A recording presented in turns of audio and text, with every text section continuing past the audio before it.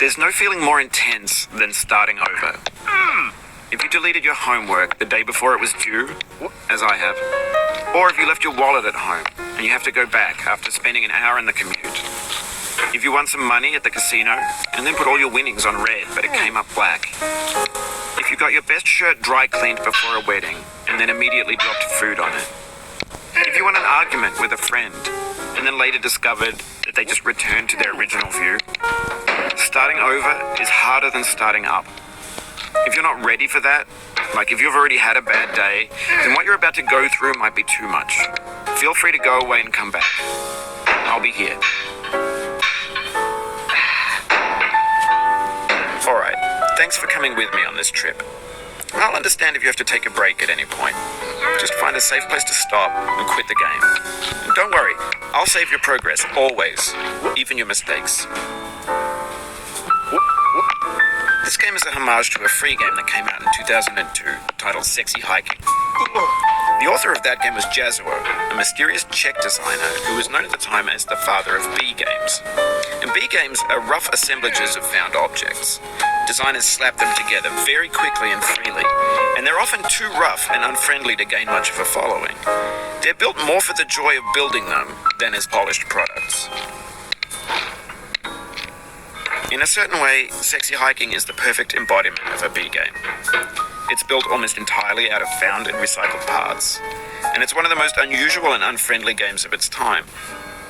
In it, your task is simply to drag yourself up a mountain with a hammer.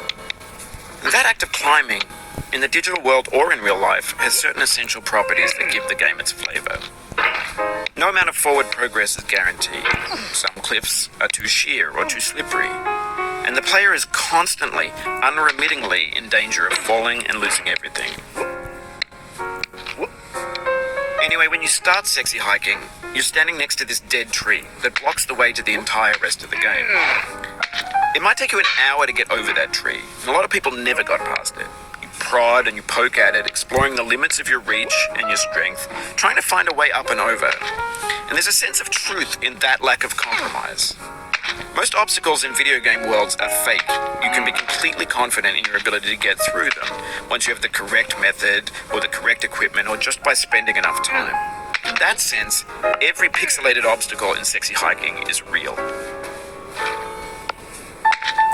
The obstacles in Sexy Hiking are unyielding, and that makes the game uniquely frustrating.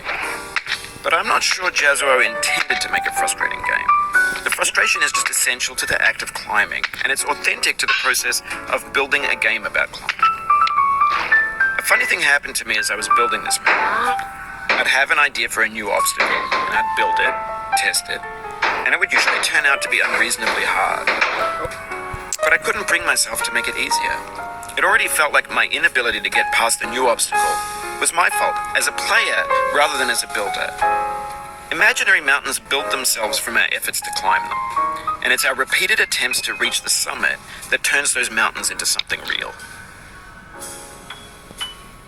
When you're building a video game world, you're building with ideas, and that can be like working